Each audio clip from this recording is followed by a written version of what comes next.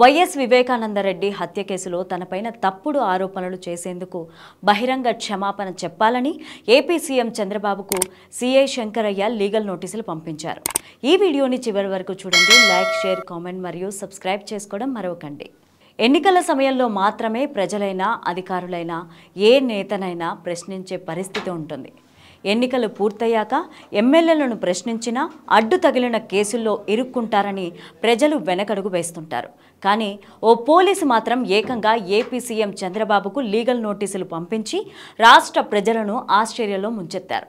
ఆయన మరెవరో కాదు, కడప మాజీ ఎంపీ, ఏపీ మాజీ మంత్రి వైఎస్ వివేకానందరెడ్డి హత్య జరిగిన సమయంలో పులివెందులకు సీఐగా ఉన్న జె శంకరయ్య. తన ప్రతిష్టతకు భంగం కలిగించేలా వివేక హత్య కేసులో అనేకసార్లు చంద్రబాబు తనపైన తప్పుడు ఆరోపణలు చేశారని సీఐ శంకరయ్య ఆరోపించారు. ఈ మేరకు శంకరయ్య తన లాయర్ జి ధరణేశ్వర్ రెడ్డి ద్వారా సెప్టెంబర్ 18న లీగల్ నోటీసులు జారీ చేశారు. వివేక హత్య కేసుకు సంబంధించి గతంలో పలుమార్లు చంద్రబాబు తనపైన దుష్ప్రచారం చేశారని, తన పరువుకు భంగం వాటిల్లేలా చేసిన ఆరోపణలకు సీఎం చంద్రబాబు అసెంబ్లీలో తనకు బహిరంగ క్షమాపణ చెప్పాలని డిమాండ్ చేశారు. తన పరువు ప్రతిష్టలు దెబ్బతీసినందుకు 1.45 కోట్ల పరిహారం చెల్లించాలని సైతం శంకరయ్య డిమాండ్ చేశారు. ఈ నోటీసులు మంగళవారం వెలుగులోకి వచ్చాయి.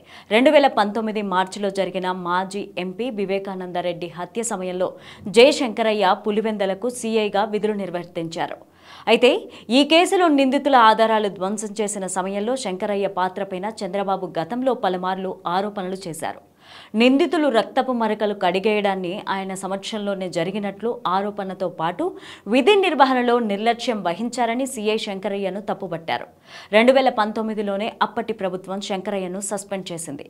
తర్వాత శంకరయ్య సిబిఐ విచారణలో తనకు కడప ఎంపీ అవినాష్ రెడ్డి, ఆయన అనుచరుడు దేవిరెడ్డి శంకర్ రెడ్డి బెదిరించారని చెప్పారు. హత్య కేసు నమోదు చేయొద్దని, మృతదేహాన్ని పోస్టు మార్టానికి పంపకూడదని, గాయాల గురించి ఎవరికి చెప్పొద్దని ఒత్తిడి చేశారని వాంగ్మూలంలో ఇచ్చారు. కానీ ఈ వాంగ్మూలాన్ని మెజిస్ట్రేట్ ఎదుట నమోదు చేయాల్సిందిగా ఆ సమయంలో వేరే పనులు ఉన్నాయని చెప్పి దాటేశారు. ఆ తర్వాత 2021 అక్టోబర్ 6న వైసీపీ ప్రభుత్వం ఆయనపైన ఉన్న సస్పెన్షన్ను ఎత్తివేసింది. నిందితుల ఒత్తిడితో శంకరయ్య మాట మార్చారని సిబిఐ న్యాయస్థానాల దృష్టికి తీసుకెళ్లింది. ప్రస్తుతం శంకరయ్య కర్నూలు రేంజ్లో విఆర్లో ఉన్నారు. ఓవైపు ఈ కేసు సిబిఐ దర్యాప్తు పూర్తయిందని సుప్రీంకోర్టుకు అధికారులు తెలిపారు.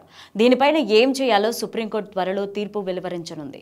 ఈ క్రమంలో సీఐ శంకరయ్య ఏకంగా సీఎం చంద్రబాబుకే నోటీసులు జారీ చేయడం రాజకీయ, పోలీసు వర్గాల్లో సంచలనం రేపుతోంది. గతంలో వచ్చిన ఆరోపణలపైన 5.5 సంవత్సరాల తరువాత లీగల్ నోటీసులు పంపించడం హాట్ టాపిక్ అవుతోంది. వివేక హత్య కేసుకు సంబంధించి సిబిఐ దర్యాప్తు పూర్తి చేసింది. ఈ విషయాన్ని సర్వోన్నత న్యాయస్థానం సుప్రీంకోర్టుకు సిబిఐ తెలియజేసింది. సుప్రీంకోర్టు కనుక ఆదేశిస్తే తదుపరి విచారణ కొనసాగిస్తామని సిబిఐ తెలియజేసింది. జస్టిస్ ఎంఎం సందరేష్ బెంచ్ మీద మాజీ ఎంపీ వివేక హత్య కేసుపైన మరోసారి విచారణ చేపట్టి సిబిఐ తదుపరి ఆదేశాలు ఇవ్వనుంది. ఈ కేసులో పలువురు నిందితులు ఇదివరకే చనిపోగా చాలా వరకు అప్రూవర్లుగా మారారని తెలిసిందే.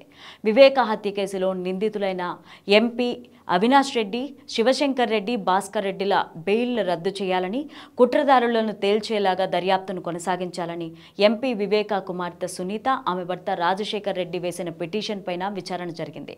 మరోవైపు ఉదయ్ కుమార్ రెడ్డి, సునీల్ యాదవ్, భాస్కర్ రెడ్డి బెయిల్లను రద్దు చేయాలని సిబిఐ సైతం పిటిషన్ దాఖలు చేసింది. ఇటీవల వరకు దాఖలైన మొత్తం 11 పిటిషన్లపైన justice N Koteshwar Singh, justice M M సుందరేష్లతో కూడిన ధర్మాసనం ఇటీవలే విచారణ చేపట్టింది. సిబిఐ అందించే సమాచారం, సూచనతో సుప్రీంకోర్టు తదుపరి ఆదేశాలు జారీ చేస్తామని జస్టిస్ సుందరేష్ అన్నారు. వైఎస్ వివేకానందరెడ్డి హత్య కేసులో మొత్తం 8 మంది నిందితుల్ని అరెస్ట్ చేశారు.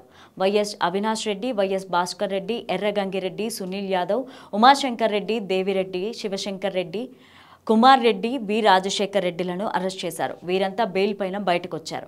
అవినాష్ రెడ్డి మినహా అందరూ జైల్లో కొంతకాలం గడిపిన తర్వాత బెయిల్ వచ్చింది. అయితే అవినాష్ రెడ్డికి మాత్రం అరెస్ట్ చేసిన విషయం కూడా తెలియకుండానే బెయిల్ వచ్చేసింది. హైకోర్టు అరెస్టు చేసినా వెంటనే బెయిల్ ఇవ్వాలని ఆదేశించడంతో ఓ రోజు సిబిఐ అధికారులు అరెస్ట్ చేసినట్లుగా చూపించి అదే రోజు బెయిల్ ఇప్పించారు.